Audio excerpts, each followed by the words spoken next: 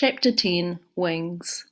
Nick and Susan sat on a grassy hillside above the woodland village called Shady Home. It was Bran's and Breeze's village. Dale and Verna lived there too. Susan had travelled in a dream through Wildwood, 2 days from the portals of the river Stoneblood to Shady Home. On the first day, Breeze kept bandages on her eyes. To make better speed, Brand and Jimmy Jaspers carried her on a rough stretcher. She was able to see better the second day. She insisted on walking, but it was not till evening that she began to come properly into the world of light. It was Verna hugging her, and woodland children playing in the trees, and the smoke of cooking fires, and the sight of coloured clothing hung out to dry, fluttering like flags in the trees, that made her understand at last that she was back in a world where things were normal, and light and colour were good. She slept that night in Breeze's house, high in the branches of a giant tree. The wind rocked her to sleep. In the morning she woke and saw the sun, and sighed, and slept again. "It was a sickness I do not understand," Breeze said to Nick, "but she's better now." Nick rested on the grass. He was not sure. Her cheeks were pale and her eyes burned brightly. He was sure her arms and legs had not been so thin. And she handled the two halves obsessively, but locked them in her fists when he asked to see. He had only glimpsed the bad half, deep red, almost black, with a spot of golden white submerged in it. It had made him shiver unaccountably. The morning sun burned down on their heads. At the foot of the hill, woodland children splashed in the glass-clear water of the stream. "Come and have a swim," Nick said. "No." She clicked the halves in her hands like beads. "Nick, I've got to go soon. I can't wait here." "I know." The halves were sleeping. When they woke something in me. "I've got to go to the Mother Stone. It's calling me." "We'll go. Brand has got his scouts out. They'll find a way." "I can't wait long." Brand and Jimmy crossed the stream and walked up the hill to them. They sat down on the grass. "The scouts are back," Brand said. "The news is bad. Kling and his men are patrolling the top of Sheer Cliff. He has guards blocking all the pathways down. We cannot go that way." Susan had put the halves in their pouches. She had taken the birdfolk feather from her throat and was turning it in her fingers. "Can't we slip by them?" "I could grab that Kling and chuck him off the cliff," Jimmy said. "They wouldn't have no leader then." "No, there are too many and we can't slip by. The paths are narrow. We have to find another way." "I can go by myself," Susan said. "No." "I can," she said. "I can climb. I've got the stone silk gloves." "They'd swat you like a fly," Jimmy said. "They watch every place," Brand said. "Woodland is used to climb Sheer Cliff for sport, and Kling knows that. He has men at every place you could go." "And you can't go alone," Nick said. "That's that, so think of something else." "Like parachutes," Jimmy said. "Ha ha!" Nick laughed. Then he stopped. He looked at the feather in Susan's hands. "I've got it," he said. "We can fly." "The sun's gone to his head," Jimmy said. "No, wait a minute. We can make hang gliders. I was thinking about it at morning call. I know all about hang gliders. I've got a book at home. Dad said I could build one when I was older." "What are hang gliders?" Brand asked. Like wings. They catch the air. You glide like a bird. They're fixed on frames. You don't have to flap." "Like a giant kite," Brand said. "There is a tale one of our ancestors, Devon was his name, launched himself from Sheercliff on a kite. He was never seen again." "No bloody wonder," Jimmy said. "It'll work, Jimmy." Come on, Brand, let's go down. I'll need the lightest wood you've got, and strong, and a lot of that cloth you weave. Come on, Susan, you too, Jimmy, you can help. It took Nick 2 days to build his prototype. Brand went into the forest and came back with a dozen rods of bamboo-like wood, light and tough as aluminium. Breeze and Ferner gave lengths of pale blue cloth that Nick declared was better than Dacron. Jimmy whittled with his knife and grumbled away. He bound the joints in the rods with cord. They were strong as welding. Late in the afternoon, Nick stood on the hillside over the stream, with his wings spread like a butterfly. Susan had painted yellow suns on them. The whole population of the village had gathered to watch. Nick chose the place where the hill was steepest. He grinned at Susan confidently, but she noticed his hands trembled on the control bar. Wish me luck. He ran down the slope and launched himself, and flew. Susan could hardly believe it. He flew down the hill and over the stream and circled in front of Shady Home and landed neat as a seagull on the green. The woodlanders clapped and cheered. Jimmy Jaspers gave a whoop. Susan raced down the hill and hugged him. His face was red with excitement, but he said, "Not good enough. That was just a glide. Now I've got to learn how to use the air currents and really fly." He practiced until dusk. The blue glider vaulted over the stream. Once Nick flew down towards Sheercliff, and Brand was worried Halfmen would see him, but he turned back. The breeze was lumpy over the forest. He barely had height to make it to Shady Home.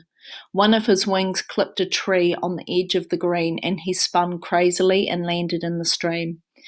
"It'll be all right from Sheercliff. The wind will come up smooth over the smoke." Brand called the craftspeople of Shady Home to a meeting. "We will work through the night. I will send out men to cut rods. Choose your strongest silk. By morning we will have gliders made for Susan and Breeze and me, and a large one for Jimmy Jaspers." "Hold on," Jimmy said. "You didn't ask me. I'm not flying nowhere. I likes to keep me feet on the ground." "Come on, Jimmy, it's easy," Nick said. "You'll be good at it. If I was meant to fly, I'd have feathers like them bird folk, and I'd probably lay eggs. Nope, you can keep your wings, and I'll wish you luck. Me, I'm going out after Odo Kling." "Jimmy, you can't." "You watch me. He'll kill you." "Wrong, younker. I'll kill him. I got me knife. Brand says he's down at Sheercliff, so that's where I'm heading. Maybe by the time you gets there with your fancy wings, I'll have him hanging in a tree for dog tucker." Susan looked at his fierce old face with its hanging lip and whiskery chin and bloodshot eyes. She reached out and took his hand. "Jimmy, you killed the blood cat. You paid us back." "Yous reckon I did? I was a bloody ratbag, girl. I've been a ratbag all me life, but Kling made me worse. I got to pay. I'm out for that. And for getting his boys to pig-stip me. But I saved you, so I don't owe you nothing. This is for me. Reckon I won't be easy till I've settled with that joker." "Jimmy, no use talking, girl. I got me mind made up, starting in the morning. Now I'm getting some shut-eye. I got to keep me strength up, and these veggies I've been eating has got me kind of weak in the knees. Next thing I'll be chewing me cud like a bloody cow." He got up and stumped off to his bed. "Nick, Kling will kill him." "I don't know. Jimmy's pretty tough. He killed the blood cat." "That was luck. He will be no match for Kling," Brand said gloomily. "He does not understand evil. But we cannot stop him, so let us get the gliders made. I will take men out to cut the rods. Breeze and Verna see about the cloth, and Susan, you had better get some sleep. You must learn to fly tomorrow." Jimmy set off early in the morning. Susan and Nick walked through Shady Home with him. He had a blanket rolled on his back and a bag of dried fern root in his hand. "Don't tell Breeze," he grinned. But I'm going to chuck this away when I'm down the track. It don't agree with me. Well, what will you eat, Jimmy? The old man looked cunning. You can't tell me there ain't no deer in this bush, and rabbits. I've seen the signs. I reckon I can trap some. And there's some juicy-looking birds. And eels in the creeks and trout all look pretty good. Bran gave me a firebox. I'll be scoffing baked trout tonight. Then old Cling better watch out. I'll twist his head round so he'll be able to watch the fleas crawling up his backside. Be careful, Jimmy. Don't you worry about me. Watch out with them wings, yeah? We will. See you then. He set off down the track out of the village and disappeared in the trees. Nick and Susan walked back to the green, where the woodlanders were putting the final touches to the gliders. They felt vulnerable now that Jimmy was gone. Susan looked at her glider without confidence. I can't fly in that. Sure you can, Nick said, but looking at her, he was anything but sure. She had grown so pale and thin. The woodlanders carried the gliders to the top of the hill. Susan's was made of green silk. Breeze had painted shy flowers on it. Her own was pale gold, and Bran's was brown. Nick explained the principles of hang gliding to them. He had designed the slings for an upright position, not prone. The gliders were, he said, simple regalo types with arrowhead keel and cross tube. Susan stopped listening. They would work or they wouldn't. All she knew was that she must get down Sheer Cliff. If she could not fly, she would have to climb. She felt the stone silk gloves wrapped in a tiny bundle in her pocket. She did not believe Seeker had given them to her for nothing. He had foreseen a use for them. Now, Nick said, I'll demonstrate. Then Brand and Breeze can follow me. Then Susan. Any questions? There were none. He climbed into his harness and made a simple flight down to the green. Right, he yelled. The wind's okay. Remember everything I said. Brand flew down, and Breeze. They did it perfectly. They were so light and quick, they were natural flyers. It was Susan's turn. She climbed into her harness and looked down the hill. Suddenly, it was steep. Nick seemed tiny down there. She waved at him limply and gripped the bar. Then she started to run awkwardly and was surprised at the weight above her and the way the wings buffeted and jerked. Then suddenly everything was smooth. She was lifted as though by a hand and was floating on air. The hillside fell away, the silver stream floated by, and the smooth grass of the green, with Nick and Brand and Breeze standing on it. Their gliders rested on the grass like giant butterflies sunning their wings. They waved their arms. Susan, Nick yelled, pull your weight forward. You're going too far. But she went over them in a dream. Your weight. Shift your weight to one side. She wondered why she should do that. It was lovely floating in the air. She felt she could fly right down to Darkland, down to the Motherstone.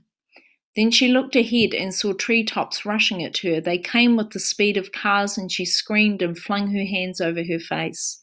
She felt a jolt that rattled her teeth. She heard the tearing of cloth and snapping of rods. She was tipped upside down, and she lay in the tree, cupped in the wings of her glider like a fish lying on a plate. She did not move.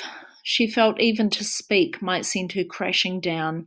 Then she heard voices. Nick was calling from the ground.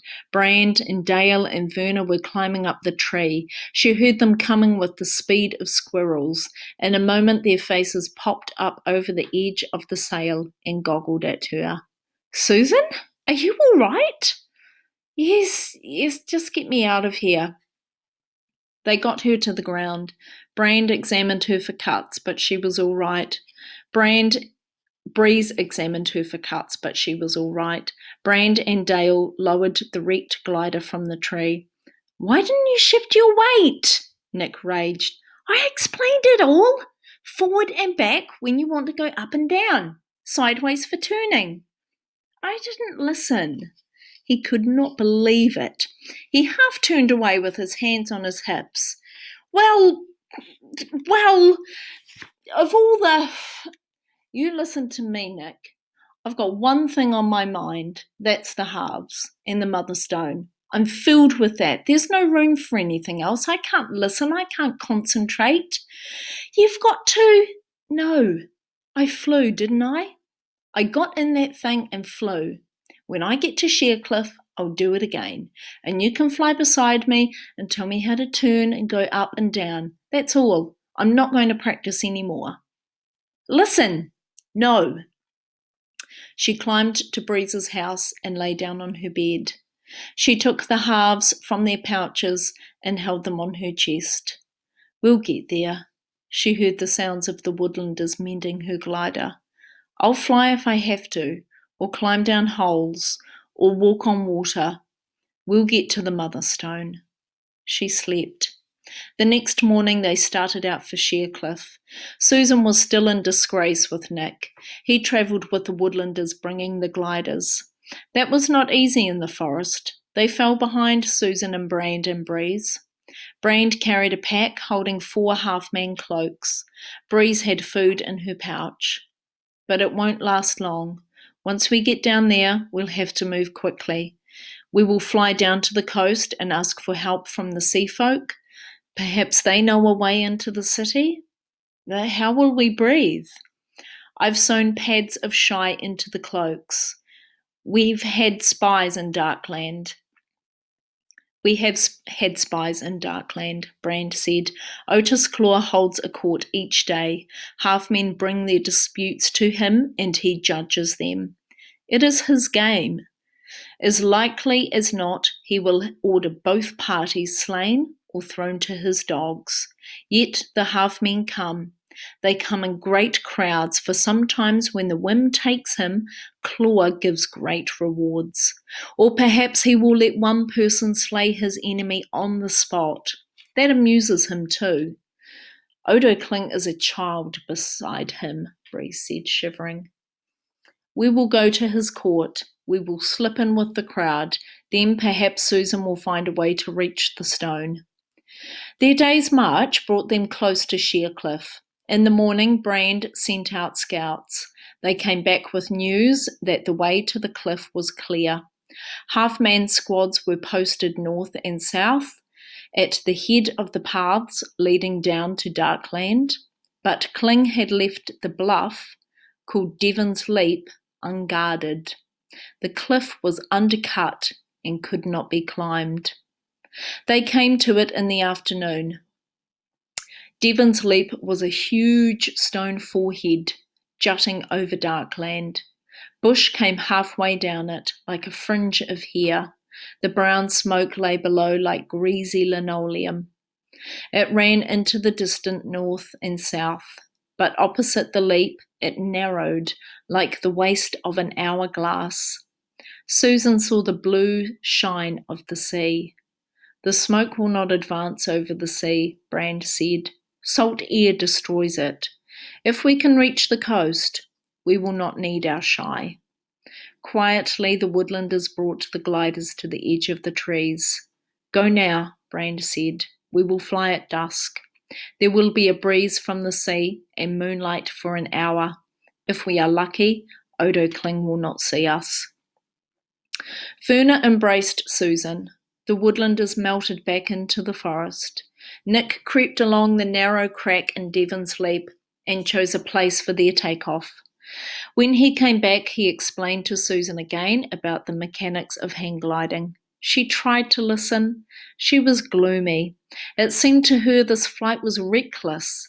Since she had had the halves, she had felt herself cut off from everyone. She took this as a sign that she must carry out her task alone. Nick and Brand and Breeze would hinder it. But there was no way she could get away from them. Brand brought out their half-man cloaks. They were black as night. Susan trembled as she pulled hers over her head. She and Nick took off their sneakers. From now on, they would have to travel barefooted. Breeze painted their faces and arms and legs with dye crushed from the bark of a tree. Now we look like half-men. When we are down there, keep your hoods over your faces. Do not let the half-men see your eyes. There is no way I can colour those. The sun slipped fatly down to the fringe of the smoke. It turned a dusty red. Brand set out to scout along the cliff. When he comes back, it will be time, Breeze said. Eat something now. It may be long before we eat again. But Susan was not hungry. She drank some water. Nick checked the gliders, going over every strut and joint. He was fussy as a clockmaker, but his eyes in his darkened face shone with excitement. She watched him like a stranger. For him, this was just an adventure. She felt years older than him. He came back and patted her. Remember, Susan? It's all in the way you shift your weight. I'll fly beside you. Quiet, Breeze said. Don't move suddenly. Just a slight move is enough. Quiet! Her hand came over his mouth. That was Brand calling. They listened. Back in the forest came a ululating cry. The danger call, Breeze said. Get the gliders out. Half-men are coming. She picked up Brains and dragged it onto the leap. Nick and Susan pulled out their own. Into them, Breeze cried. Don't wait for me. She ran back for her own glider. The cry came closer, urgent, desperate. Nick and Susan struggled with their harnesses. Susan could not manage hers. Nick ran to help her. Then Brand came tumbling from the bush. Death guards were at his heels. Odo Kling's voice rang on the leap. Do not kill them. I need them alive. The guards ran by them, cutting them off from the edge of the cliff. Nick and Susan, Brand and Breeze were held as though in a noose. The death guards tightened in, jabbing with their knives. No, Kling cried. Obey me. Soon I will let you kill. I wish to talk with them first. He strutted onto the leap, flicking with his whip. So, he said, it has been a long chase, but now your running stops. I have you mixies and your pretty toys. Do they really fly? They will amuse Dark Soul. But tell me where my friend Jimmy Jaspers is. He and I have a score to settle. Stand back, half-man, Brand said. He had drawn his knife. Kling laughed. You cannot fight us all. You vermin of the woods are quite amusing. Did you wish to fly? We shall let you fly in a moment or two. We shall smash your pretty wings first, then we shall throw you off sheer cliff. You will get to Darkland after all, woodlanders, and the Mixie boy will follow. But first, where is Jimmy Jaspers? I have promised myself great sport with him. You'll never catch Jimmy. We shall see. Take the woodland hag and throw her off. 2 half-men sprang at Breeze, but Susan jumped in front of her. She bared her arm. Get back or I'll burn you. The half-men stopped. They crouched and thrust out their knives. You cannot fight us all. Kling grinned. I have 20 men and you are 4. But tell me, Susan Ferris, where are the halves? You have them, that is plain. I see how they eat at you. Otis Claw will be pleased to have them back. He'll never have the halves, Susan said. Her eyes darted about, over the panting faces of the guards and Kling's red eyes, over the bush beyond. She smiled. She held up her arm, forcing every half-man to look at it. See, she said, see, the halves have taught me many things. She did not know what she was going to say next. It did not matter as long as they kept looking at her, as long as none of them shifted their eyes and saw Jimmy Jaspers coming fast and quiet at a crouch with his clasp knife in his hand, heading for Odo Kling. He came like a great shambling bear from the dark of the trees over the sunlit stone of Devon's Leap. His mouth was grinning wickedly. His eyes were set on Kling. Don't move, Susan cried, or I'll lower my arm. The halves will explode and kill us all. Kling laughed. The red of his eyes deepened with amusement. A clever tale, Mixie. Ah, you are clever, but I know about the halves. I've studied them. They do not work in that way. They seek the Mother Stone, that is all. But Dark Soul will destroy them and destroy you. Enough of your games now. Take her, bind your arms, then we will see how well woodlanders fly. One of the half-men sprang. She struck him with her arm and he exploded backwards. Before the others could move, Jimmy Jaspers gave a roar. He was 10 paces from Kling. He charged over the rock like a boar. He seized Kling in his arm and jerked him in the air. His knife came down and lay across Kling's throat. Nobody moved. Then Jimmy spoke. Tell your zombies to keep still, Kling, or I'll gut you like a chook. Kling was making choking noises. His arms and legs beat like paddles. Keep still, you little bogger. Jimmy's arm tightened on Kling's chest. He pressed his knife down 1/2 centimetre. Grey blood trickled on Kling's throat. Tell him to get back and tell him to get away from me friends. Back, Kling croaked. Oh, it's A's. His death guards had come at Jimmy in a pack. They bristled with knives, their grey teeth gleamed. They crouched and wove like boxes, looking for an opening. Back, old Slicey's gizzard. And Kling, his eyes popping, cried again. Do as he will kill me. His throat worked against Jimmy's knife and blood ran thickly down.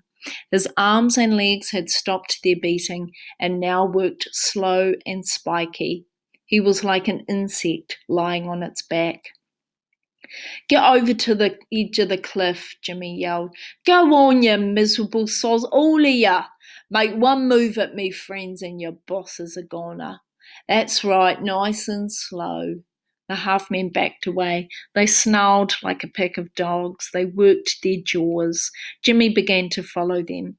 He forced them back until they were at the edge of the leap. I reckon they'd jump off if you gave the order, eh, Kling? Go on, jump, you sods, a lot of ya. But the half-men snarled. They crouched even lower, waiting for their chance.